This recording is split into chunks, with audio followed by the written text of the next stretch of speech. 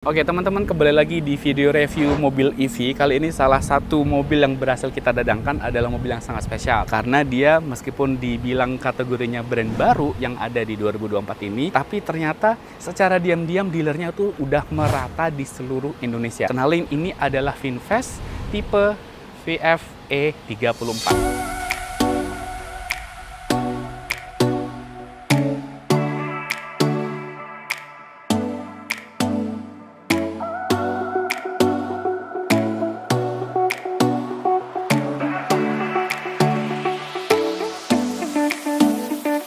Nah, untuk mobil VinFast VF E34 ini secara first impression itu kelihatannya kayak mungil, tapi dia aslinya tuh panjang. Karena di ukuran 4,3 meter, dari depan ke belakang itu sebenarnya kondisi di dalam, kondisi penumpang dan sebagainya itu udah sangat leluasa, ada space yang cukup di kabin. Tapi yang paling menarik dengan dimensi yang mungil itu, dia bisa mempunyai kekuatan yang tinggi. Kita hari ini juga akan nge-review tentang interiornya dan juga kekuatannya dia, karena kita sudah nyiapin beberapa rintangan, ada tanjakan, ada kecepatan yang akan kita uji coba, plus fitur-fitur menarik dari EF30 ini. Jadi kita akan coba satu persatu dulu ya. Nah, buat teman-teman yang baru tahu tentang VinFast khususnya VF E34 ini, dia dibanderol dengan OTR Surabaya di 275 jutaan, sangat-sangat affordable untuk mobil listrik sekelas compact SUV yang hadir di 7 varian warna berbeda-beda. Dengan harga segitu, teman-teman udah bisa dapat spek yang mumpuni. Power yang tinggi di kelasnya ini juga dilengkapi di fitur ADAS yang lumayan lengkap. Dan jujur ini yang paling menarik, karena untuk range harga sekian, fiturnya ini lumayan melimpah, tapi dengan syarat sewa baterai. Nah, kita akan review full kalau yang ini, jadi tonton terus ya teman-teman sampai akhir. Nah, untuk bodi sendiri nih, salah satu cara buat mengidentifikasi mobil VF itu dia punya bentuk dari DRL-nya sendiri. Karena dari depan, hoodnya emang kecil ya teman-teman ya, tapi bisa ngelihat secara desainnya tuh udah kelihatan menarik banget. Ini adalah DRL-nya, terus ini juga sudah LED, yang sayangnya dia belum punya fog lamp. Terus yang paling menonjol itu adalah logo V yang di sebelah sini nih, sebagai penunjuk kalau dia itu adalah VinFast. Hampir semua tipe mobil VinFast dia sudah punya dan pasti ada logo V di depannya. Tapi logonya nggak menyala ya, jadi ini cuma hiasan logo emblem yang nempel di hoodnya sendiri. Sekarang kita coba intip ke dalamnya.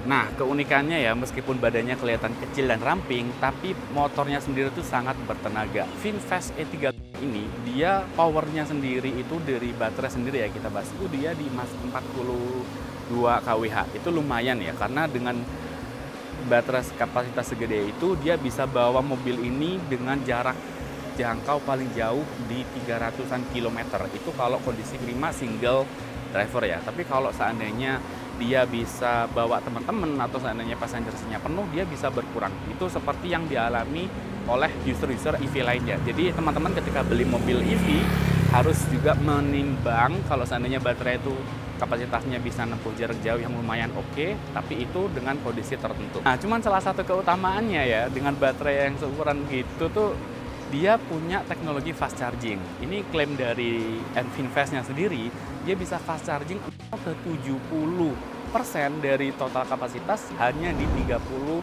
menit. Sayangnya kita belum bisa memastikan kalau itu adalah yang terjadi. Maksudnya itu beneran butuh cuman 30 menit buat ngisi. Tapi ya nanti kita bisa lihat lagi kalau seandainya kita nge-review di video-video shorts di bawah nanti ya. Nah, motornya sendiri itu bisa memproduksi kurang lebih 140-an horsepower dan torsi di 242. Jadi itu emang lumayan tenaga yang mencukupi kalau seandainya bawa compact SUV seperti ukurannya VF E35 ini.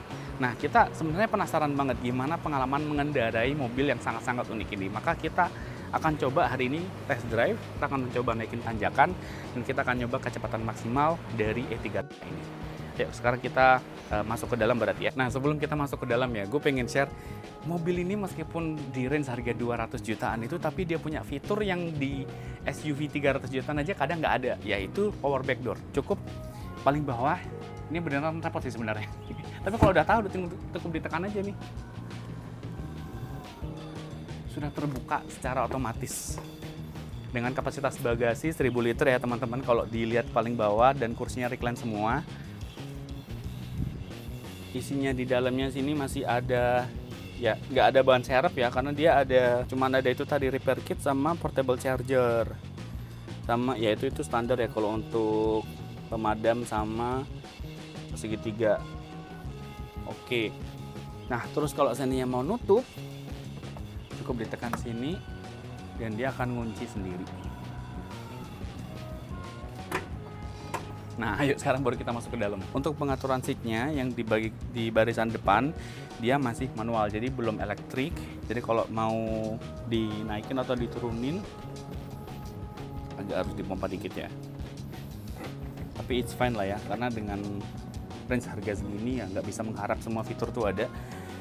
Jadi kalau masuk, dia udah bisa kelihatan posisi mengemudi yang sebenarnya udah asik sendiri. Yuk sekarang kita nyoba ke dalam.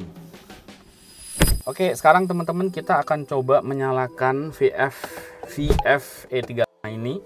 Tombol powernya ada di tengah, jadi biasanya kan ada di sebelah kanan atau kiri setir. Ini ada di tengah dengan layar 10 inch untuk entertainment, dan juga instrumen elektriknya juga semuanya udah digital pastinya. Ini kurang rapet gua. Oke, sekarang kita akan nyalakan. Bismillah.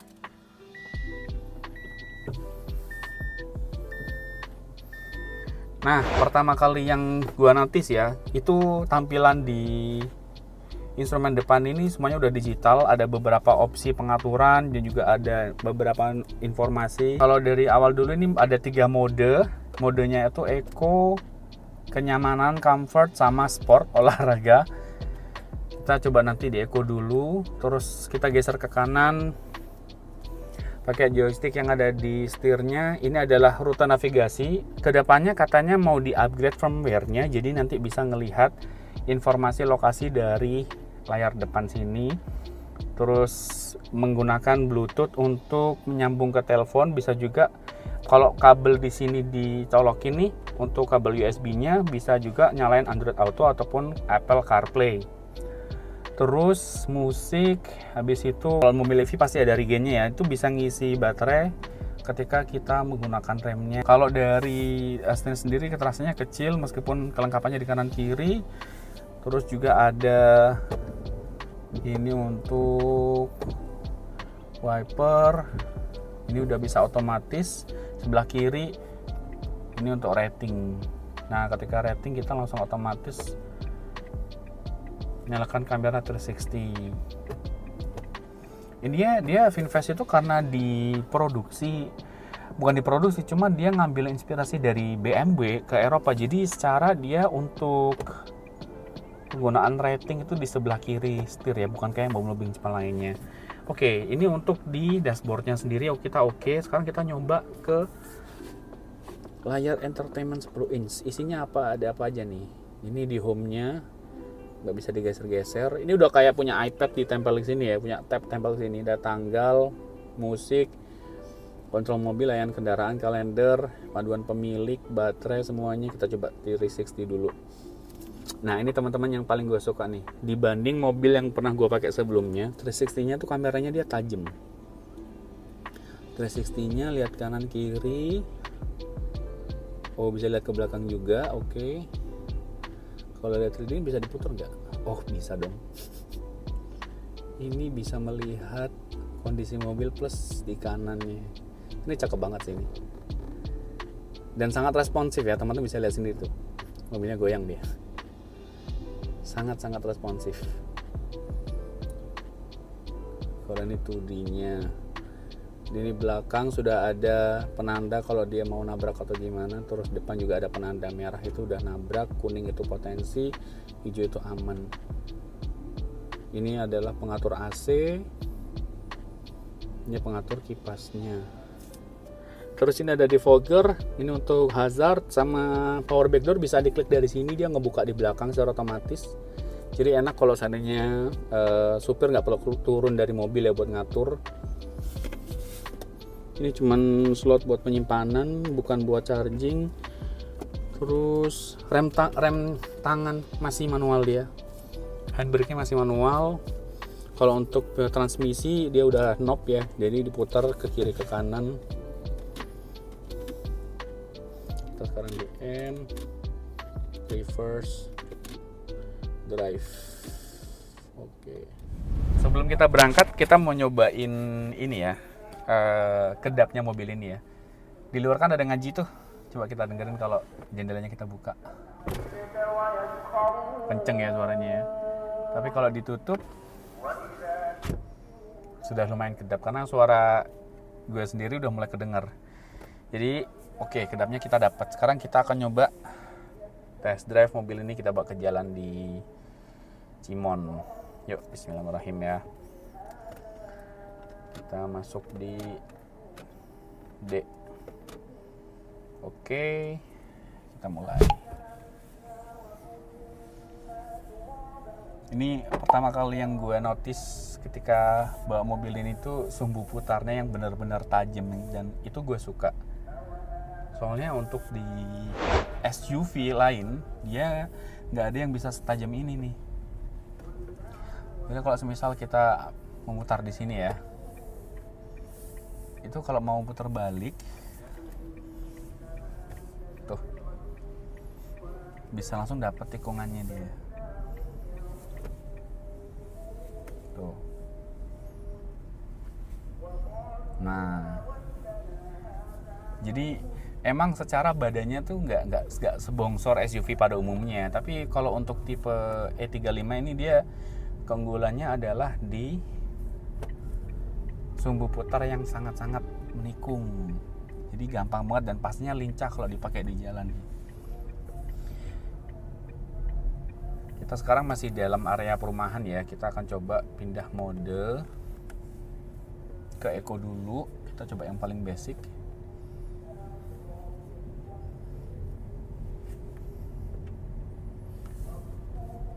Nah, ketika ini salah satu fitur yang gue suka juga nih. Jadi mobil ini tuh untuk driving assist-nya tuh dia sensornya banyak banget. Salah satunya ADAS. Terus juga ada blind spot. Jadi kalau misal teman-teman nyetir nih, terus dari spion kanan itu ada notifikasi ada orang mau lewat, dia akan muncul warningnya gitu. Itu fitur yang menurut gue tuh cukup mahal karena kaitannya dengan keselamatan dari drivernya dan passengernya ya. Cuman kalau di range harga di 200-an udah ada fitur kayak gitu, itu sangat diapresiasi banget. Ini kita coba di mode Eco dan suspensinya lembut banget. Asik sih ini bener. Kita coba ke jalan ini dulu ya, jalan di dalam perumahan dulu karena gue mau bawa mobil ini ke area tanjakan. Kalau untuk di Eco itu kayaknya emang limit untuk speednya dia nggak terlalu gede, jadi emang ya dihemat ya. Secara nama modenya aja Eco. Oke, nah sekarang teman-teman kita sudah mulai mendekati area jembatan. Ya, jembatan Cimon ini lumayan curam ya. Kalau dibilang curam ya dapat dia di 45, ya 35 kayaknya dapat sih ini, 35-an lah. Nah di mobil ini tuh gue paling suka suspensinya sih, soalnya dia kalem banget ya, meskipun dia rodanya tuh di R18 itu lebih gede dari ZS yang gue pakai. Kita akan coba. Ini kata VinFast-nya sendiri nih nggak apa-apa, nggak usah pakai mode sport. Oh siap, kita langsung coba aja berarti. Kita ambil ancang-ancang dulu. Kita di mode Eco, soalnya kalau menurut gue sendiri ketika mode Eco tuh cocoknya emang di turunan karena dia ngejaga biar kecepatannya itu nggak naik dan merosot gitu ya. Tapi kalau untuk naik ini apakah bisa kita dengan posisi ada 3 orang di dalam mobil ya, kita bisa naik sampai ke atas. Soalnya dari teman-teman sendiri, teman-teman klub MG itu mereka cerita kalau MG4 EV yang hatchbacknya MG itu dia kalau mau naik ke atas di area Cangar itu dia malah nggak bisa. Kondisi ada banyak penumpang juga sih. Karena nggak jadi naik, akhirnya putar balik. Jadinya malah pulang, kan kasihan. Nah sekarang kita coba nih. Tanjakannya meskipun nggak securam di Cangar, tapi kita coba mode Eco. Belakang ada mobil lagi. Jadi kalau mundur langsung ketahuan ini mobil listrik mana yang nggak kuat nanjak. Oke lo bro ya. Kayaknya gak bisa deh. Bisa mas. Oke, yang penting nyaman. Aku nggak bisa naik, barusan udah mulai pelan dia. Itu sama gas terus itu sebetulnya bisa sih mas. Masa sih? Iya. Aku nggak mau mundur soalnya. Enggak. Tenang aja man. Soalnya torsinya gede nih, di 200 berapa tuh torsinya? 242 242 kan? torsinya.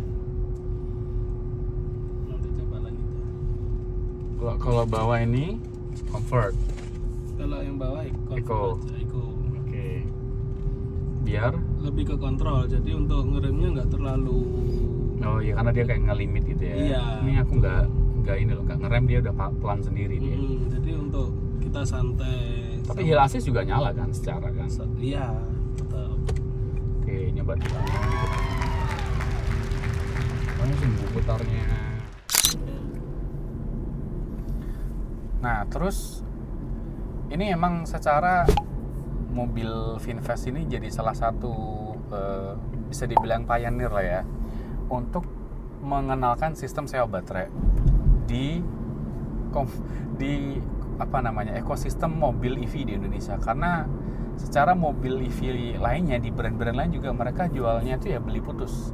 Kalau baterai sendiri dari ekosistemnya mobil EV di Indonesia itu kan beli putus. Jadi ya meskipun beli putus tapi tetap mereka berani ngasih waranti seumur hidup. Dan itu juga baru-baru ini karena ekosistem mobil EV itu sudah mulai rame.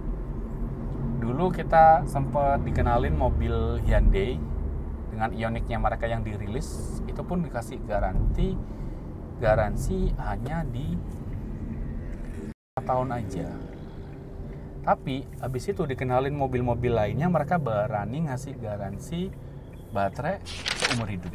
Nah, kenapa si VinFast ini bisa menjadi pionir? Karena kalau tadi ngobrol dengan orang VinFast-nya sendiri ya, dia dikenalinya itu sebagai kalau seandainya mobil ini sudah dibeli ya sama teman-teman, terus habis itu dilepas lagi, itu harganya nggak akan drop amat karena secara baterainya bisa baru gitu, karena baterainya sewa, jadi bisa secara diganti gitu kan kalau seandainya kapasitas sudah menurun di bawah standar dan sebagainya gitu. Ini mirip sama Polytron, dia sebagai salah satu produsen manufacturer untuk EV bike di Indonesia, dia yang pertama kali ngenalin sewa baterai. Awal kali orang tuh, wih gila, motor listrik 14 juta, emang bener nih gitu kan. Di saat motor listrik lainnya tuh udah nempuh jarak, nempuh harga di 25 jutaan ke atas, tapi Polytron yang memulai gitu. Nah ketika saat itu, orang-orang kan sinis duluan gitu. Masa sih gitu kan, apa bener nih 14 juta emang bener, fiturnya bagus, bla bla bla gitu kan.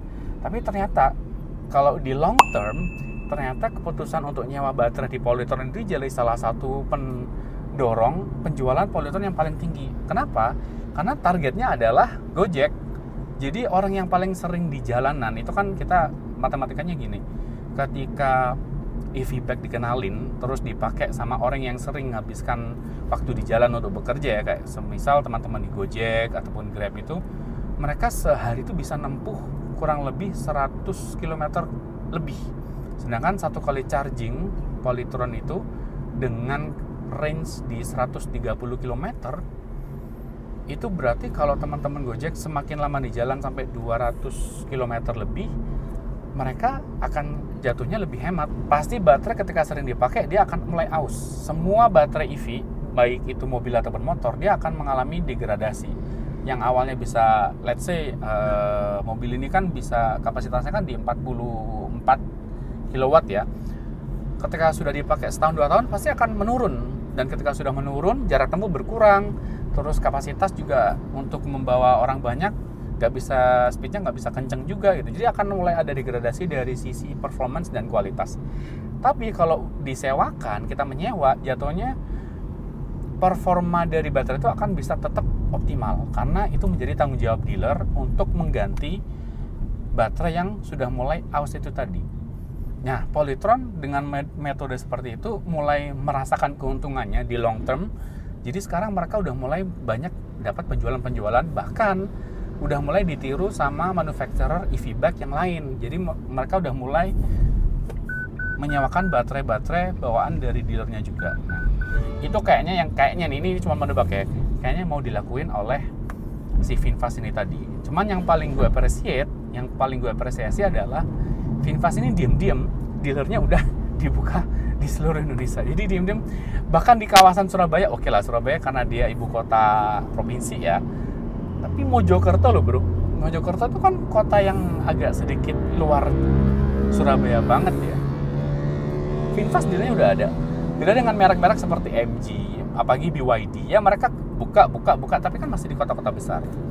Tapi VinFast ini udah mulai berani untuk melakukan istilahnya ya testing the water ya, mencoba market itu tadi. Langsung buka di kota yang emang belum ada apa-apa, mau mengedukasi konsumen kalau seandainya mobil itu murah, mobil listrik itu murah di range 280 jutaan. Dan sewa baterai sejutaan, kurang lebih 1.100.000 per bulan.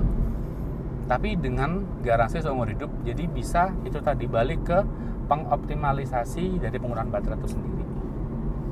Jadi itu salah satu poin penting yang menurut gue bisa diapresiasi, tapi juga bisa dipertimbangkan dengan baik sama teman-teman kalau seandainya mau ngambil VinFast itu sendiri.